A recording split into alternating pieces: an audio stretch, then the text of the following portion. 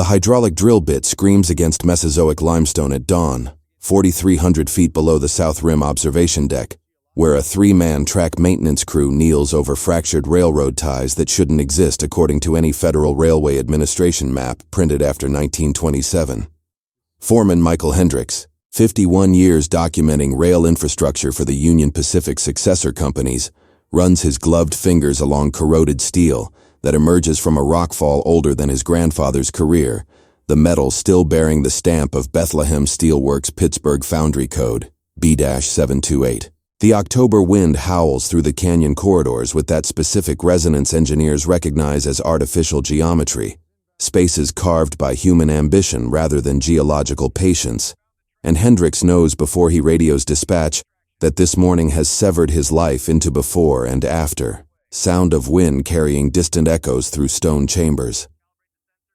Ground-penetrating radar arrays mounted on aluminum frames cast their electromagnetic whispers into the collapsed embankment, painting subsurface architecture on laptop screens that show not sedimentary layers, but the unmistakable density signature of worked iron, vast quantities of it, arranged in the longitudinal profile of rolling stock from the steam era. The younger technicians, Ramirez and Kowalski, exchange glances that translate across generational divides as holy shit, without profanity reaching their supervisors' ears, because the mass reading suggests not a single derailed car but an entire consist, perhaps 8 or 9 vehicles. Entombed in what the Geological Survey confirms as an intentional rockslide, explosives used to shear away canyon wall in a controlled demolition that sealed this branch line as thoroughly as pharaohs sealed their treasure vaults. Sound of laptop keys clicking, radar pulse emission.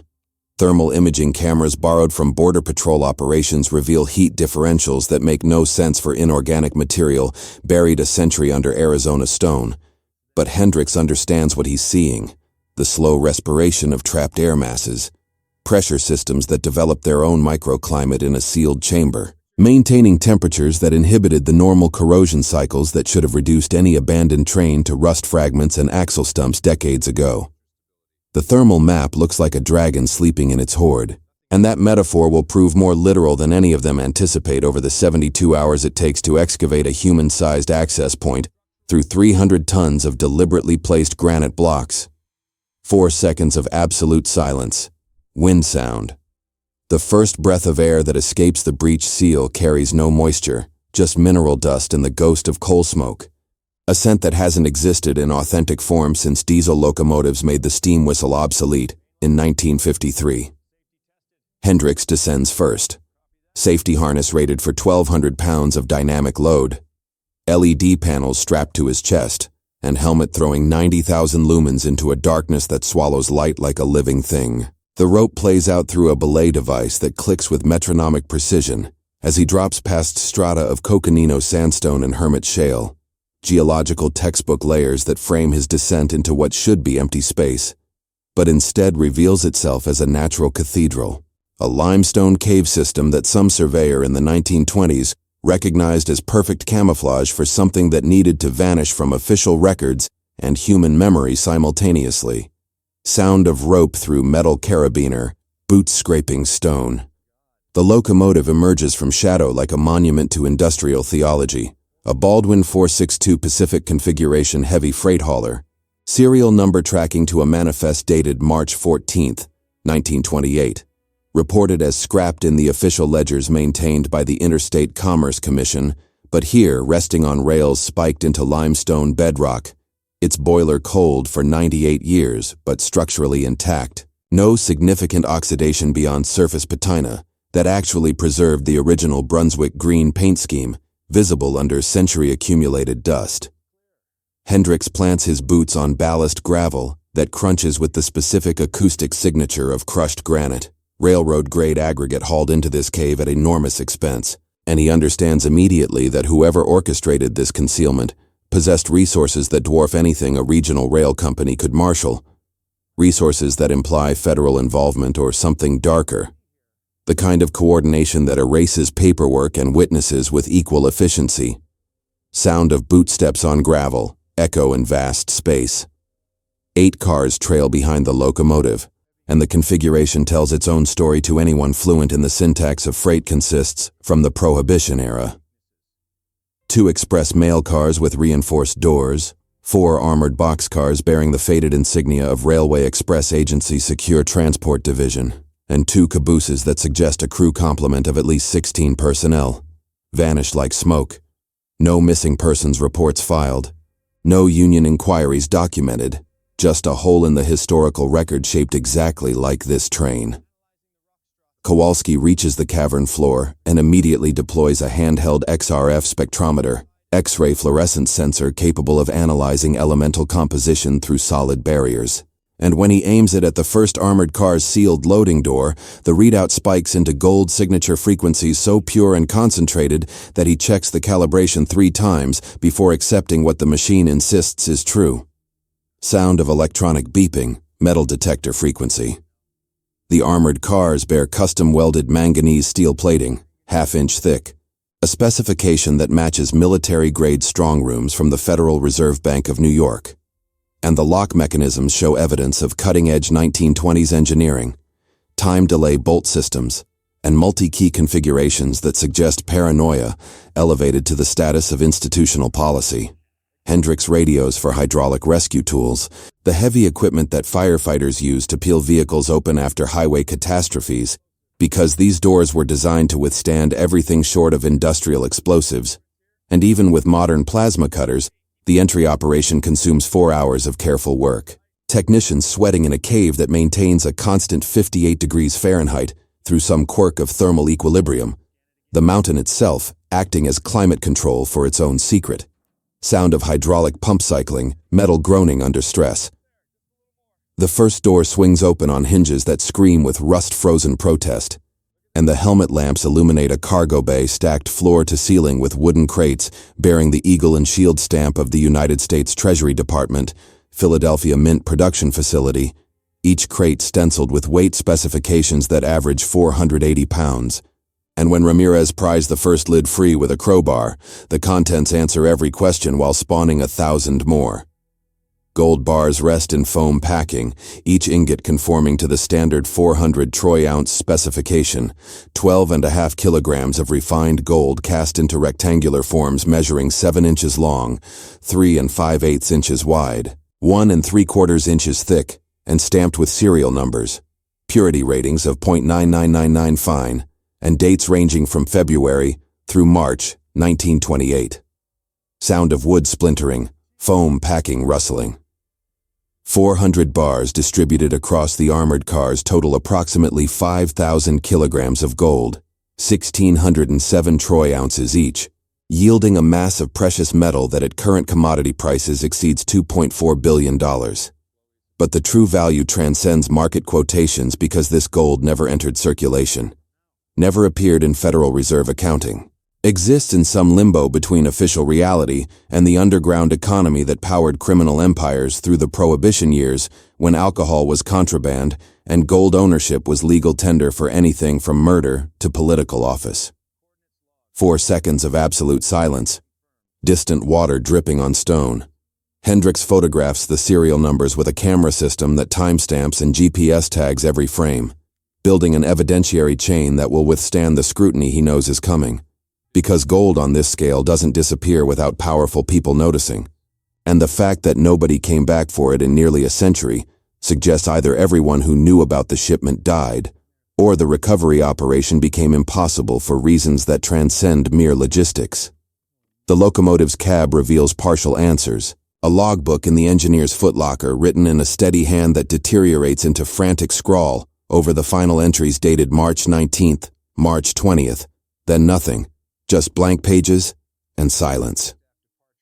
The entries describe departure from a railhead outside Flagstaff, Arizona, a nighttime run with orders to maintain radio silence and avoid all scheduled stops. Then reports of pursuing vehicles, automobiles that shouldn't be able to keep pace with a train traveling at the Baldwin's cruising speed of 45 miles per hour across desert flatland. Sound of pages turning, paper brittle with age.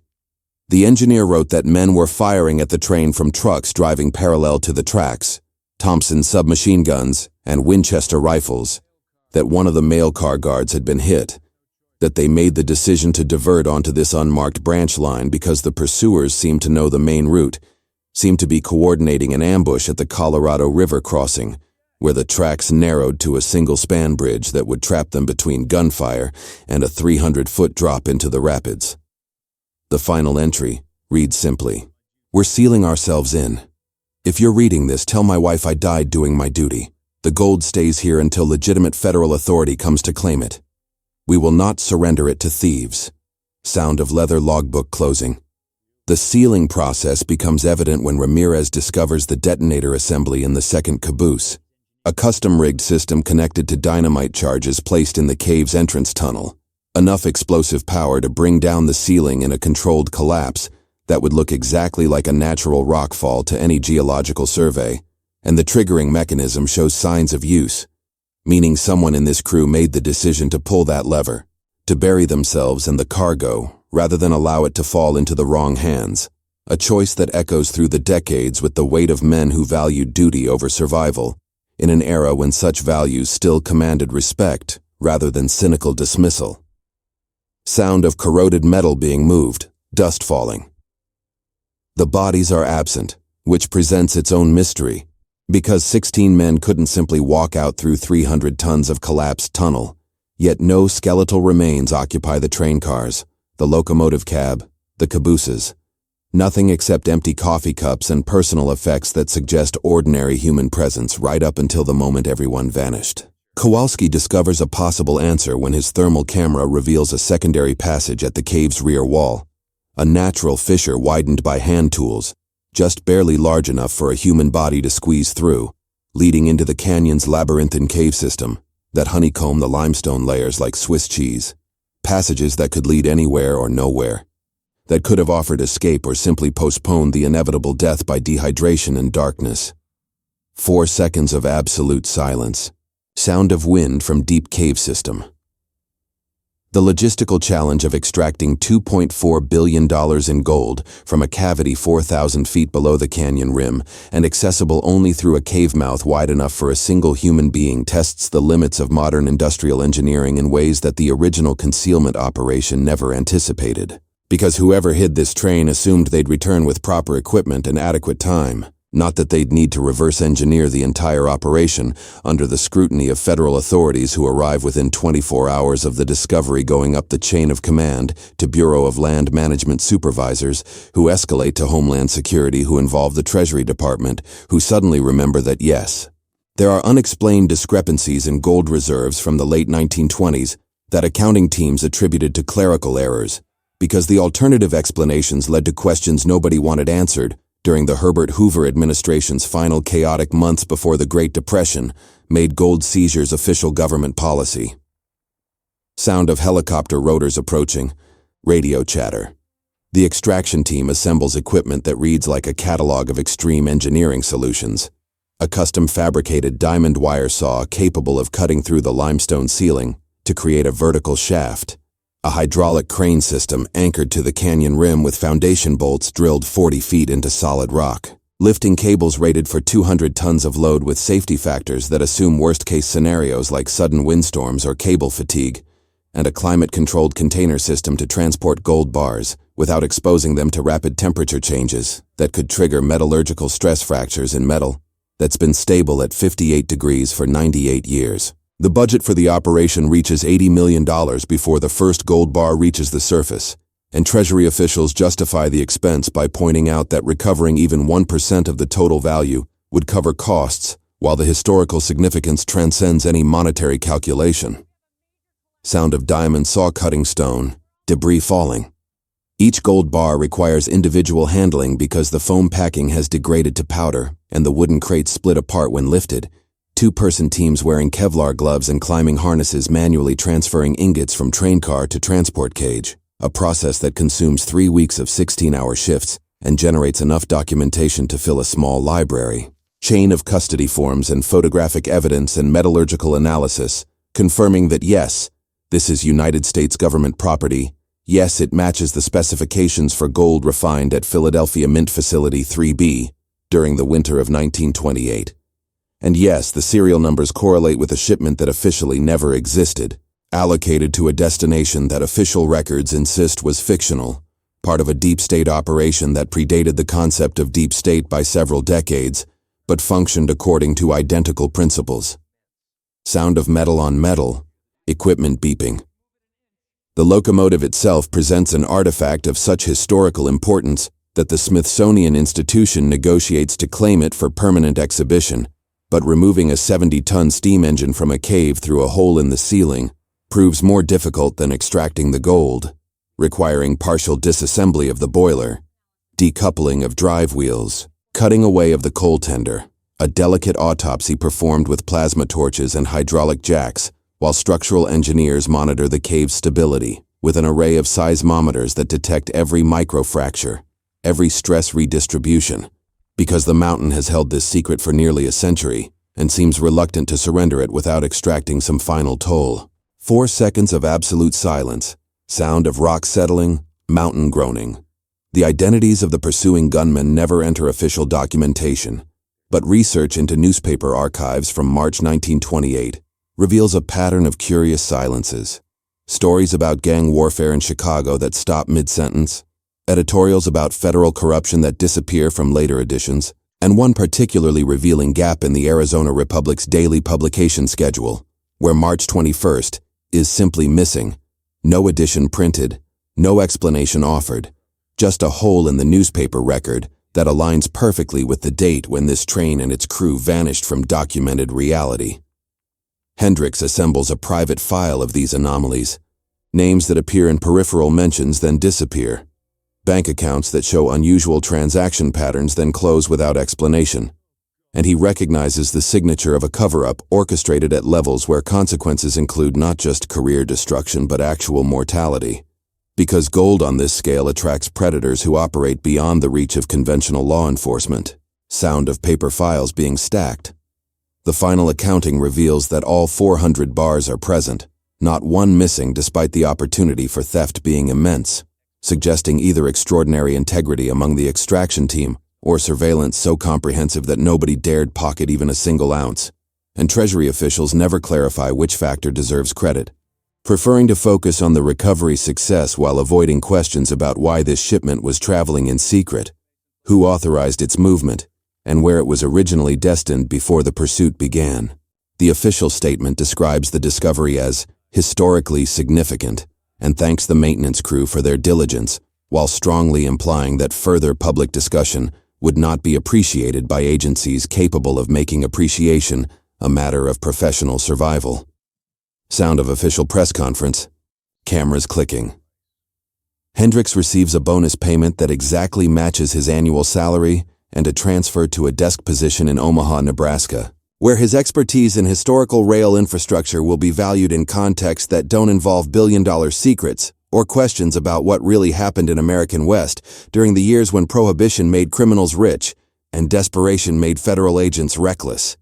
He keeps the photographs, the logbook copies, the private files, stores them in a safe deposit box at a credit union in a small town where nobody knows his connection to the Grand Canyon find, insurance against some future moment when silence might prove more dangerous than speech.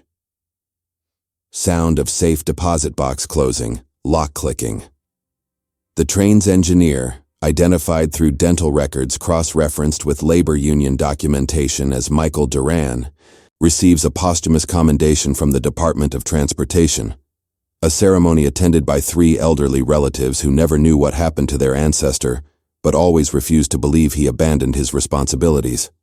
And the official narrative describes him as a hero who protected federal assets under extraordinary circumstances, language that carefully avoids specifying which federal agency lost track of 5,000 kilograms of gold, or why that loss never triggered investigations that should have consumed years of prosecutorial effort.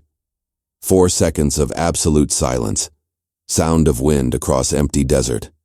Ramirez and Kowalski both quit their railway maintenance positions within 6 months, citing stress and family obligations but privately expressing to each other a conviction that some discoveries carry psychological weight that transforms simple employment into unwanted entanglement with mysteries that previous generations failed to solve or chose not to pursue.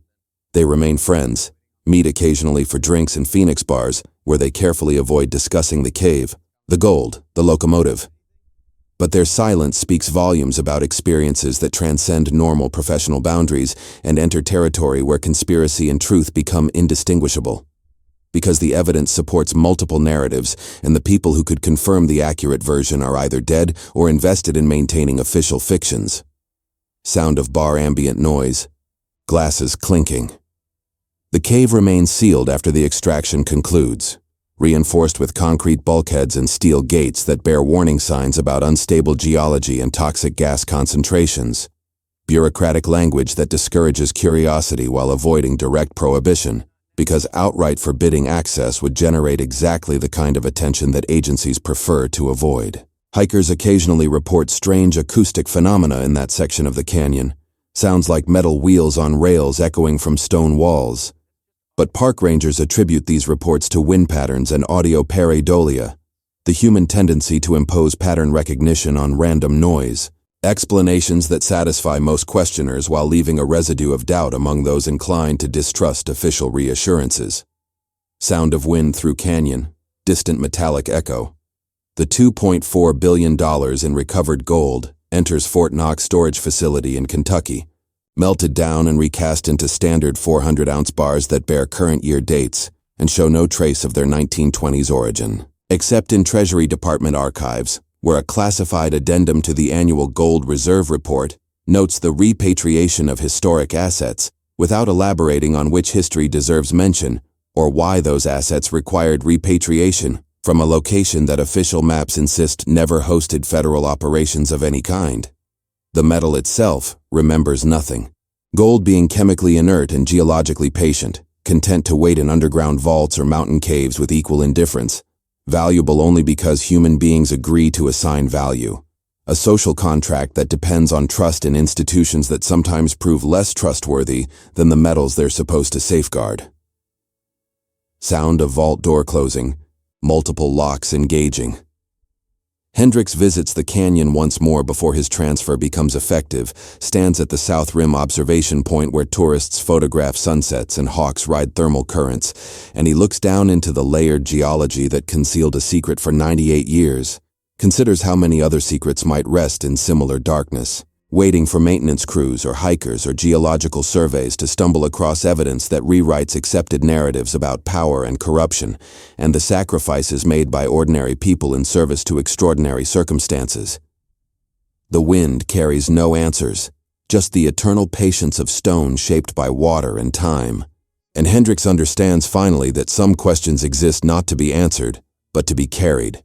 Burdens that define the difference between people who accept comfortable lies and those who bear uncomfortable truths, because somebody has to remember, even when remembering serves no practical purpose except preserving the possibility that history might someday be written honestly. 4 seconds of absolute silence, wind across infinite stone. The train rests now in pieces, scattered between museum storage and private collections, its story reduced to exhibition plaques that describe dates and specifications while carefully omitting the circumstances that transformed routine freight operations into legendary disappearance. The gold circulates through global markets, anonymous and fungible, its value divorced from the hands that refined it or the lives spent protecting it. And somewhere in the canyon's limestone depths, passages unexplored by the extraction team wind through darkness toward destinations unknown. Carved perhaps by water, perhaps by human effort in eras when the Grand Canyon represented not tourist attraction, but strategic asset. A place where things could be hidden with reasonable certainty that geology would maintain confidentiality longer than any human institution, longer than governments or empires. Just stone and time and the wind that whispers through chambers where secrets sleep and sometimes rarely wake to trouble the dreams of people who thought they understood how their country's history was written.